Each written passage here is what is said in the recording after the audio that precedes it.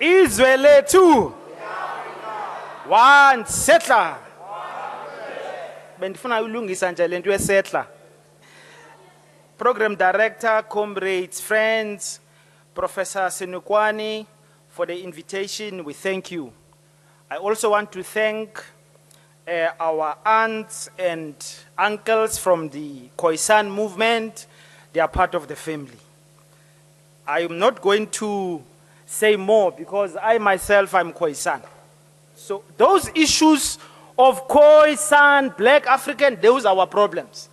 Some of the Khoi and the San brothers and sisters and uncles and aunts, we are going to drag them to liberation, screaming and creaking.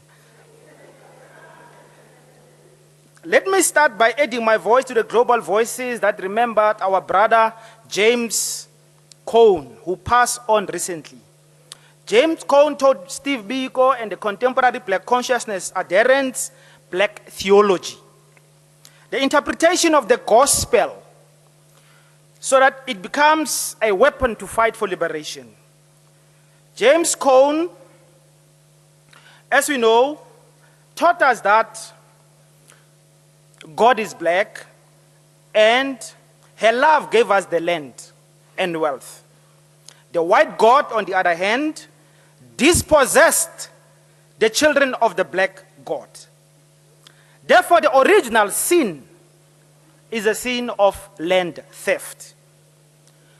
That makes all of us who fight for land true believers in the gospel of God. Give me an amen, please.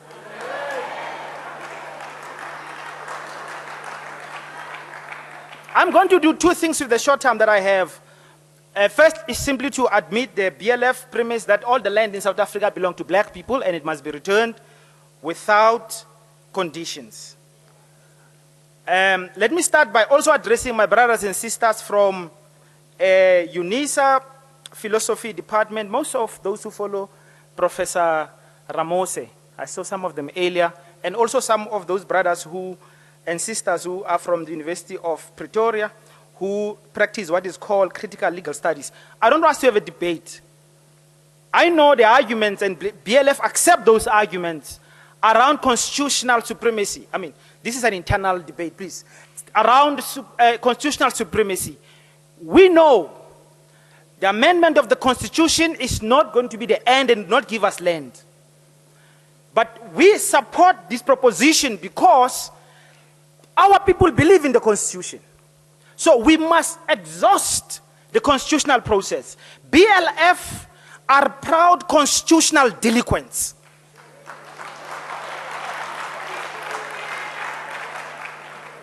We don't accept the South African Constitution and its legitimacy. So I want to settle the matter of the UNISA philosophy people and the critical race studies people. Dr. Mazingos has argued recently that we need what he calls a post-reconquer constitution. I want to respond simply saying, we will not have a post-land conquer constitution as a proposition of discussion. That constitution becomes possible after land reconquest. So we need a revolutionary program, not a discussion around a new constitution. I hope those understand this little intervention. Then, let me deal with my big question. My big question is simply this, that the land expropriation motion passed by Parliament recently is a tactic to delay the amendment of the Constitution. I wish to state categorically here today that there shall be no amendment of the Constitution until next year elections, and most likely not even after the elections. I'm going to give you two important arguments for this. One is a process argument, the other is a conceptual argument. Let me give the conceptual argument. Let me start with the process arguments. The Constitutional Review Committee, you know the committee, all of us were very happy, by the way, when they said they amended the Constitution, EFF and ANC finally together, wow. We celebrated. I went to drink with some comrades. And then when we looked at the matter critically, we realized the following. One, the Constitutional Review Committee does not amend any law or constitution. It has never done so. Go look at it since it was founded. It is the Constitutional Review Committee, is the committee which the motion says it must go to be undertaken. I have called the Constitutional Review Committee myself personally, and I have been confirmed that there will be public participation by August. There will be recommendations to Parliament at the end of August. There will be no amendment of the Constitution. Let me tell you this. It takes at least 410 days to bring a new bill to Parliament, to introduce it. So, 400 days are going to pass and there will be no new bill to expropriate land. What the motion actually should be called is a roadshow motion. Because those members of Parliament are coming to ask us, do you want us to expropriate land without compensation? And why do you want us to do so? I mean, there's national consensus already that there must be expropriation of land without compensation. Why are they coming back to us to ask us this question? It's because they want to delay the process of amending the Constitution. There was a shorter route already in Parliament, and I was hoping that Comrade Shibambu would be here because, I mean, he's in Parliament, but I'm sure Mr. Godi can attest to this. Already there is, before a parliamentary committee in public works for the expropriation of land. There is that. If they were serious about amending the Constitution, all they needed to do was to bring into line the already existing bill which was rejected by President Zuma, and then say it must now say land expropriation without compensation. End of the story. They didn't do so. They are doing these road shows. So, in terms of process, I'm telling you there is going to be no amendment of the Constitution until elections. What are the ideological and conceptual reasons, which I think actually as important? Both the sponsor of the motion, EFF, and the seconder, ANC of Ramaphosa, share a common nervousness around the destruction of the colonial agricultural sector, which land expropriation without compensation necessarily will result in. EFF and ANC want land expropriation without land expropriation.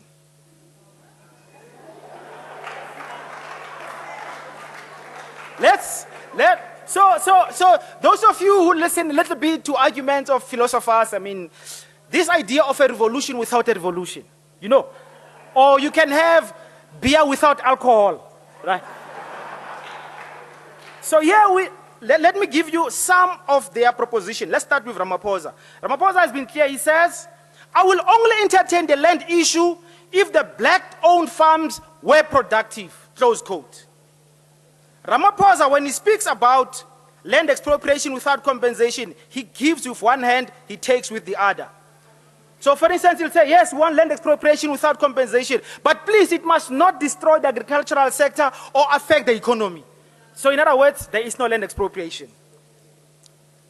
The ANC policy drafters, now the policy of the 54 conference are out. Listen to what they say. They say land must be prioritized. And then they say, prioritize the redistribution of vacant, unused, underutilized state land, close quote. Vacant, yes, unused. The EFF, I argue, share the same consideration. Let's listen to their president in early 2015 in Paarl, speaking to farmers. Julius Malema says, and I quote, as long as it's productive farms, we don't have to interfere with the production of that piece of land, close quote. He don't go further. He does go further, and I quote him. In the same meeting, he said, in terms of land, which is not used for agricultural purpose, we would be having a problem. All we are saying is that the land must be used. It must not lie idle. Therefore, I'm arguing, BLF is arguing, there's consensus between Ramaphosa and Comrade Malema around which land must be expropriated. But the bottom line is, there must be expropriation of land, but that must be the land white people don't want. South Africa is a semi-arid land. Anyone who says to you, land which is productive must not be taken, he has actually robbed you, because only 20% of South African land is highly productive. And this land, this 20%, provide 80%. This land provides 80% of the agricultural output. It is in high, intense cultivation. So it means white people can keep that land because it is in good use. We as BLF, just like all other revolutionary movements, is clear, we want all the land, all of it.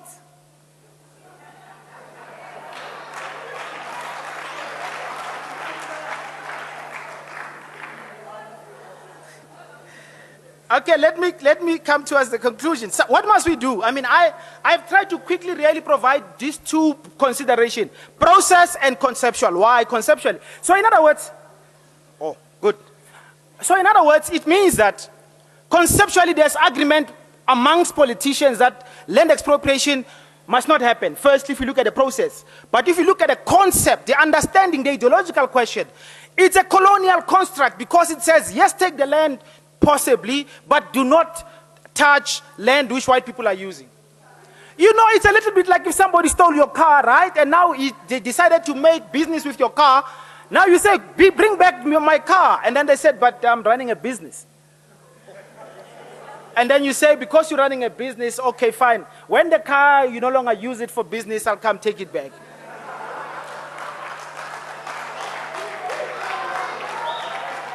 What must be done? What must be done? What must be done? We say we must challenge Parliament to amend the Constitution before next elections. We must tell them, we must say to EFF and the ANC and those in Parliament, look here, we don't trust you, man. We don't believe that you want to do this thing. But you can convince us. Amend the Constitution before the elections. If you don't do that, we must declare you sellouts.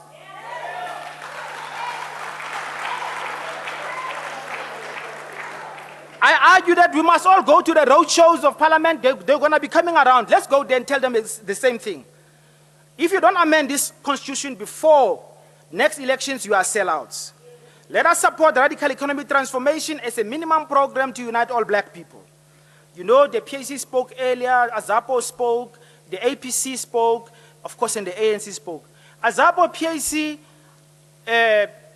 ANC, the liberation movement of the past, even the energy that comes from them, suggests that we need to do something to help them to come to the party.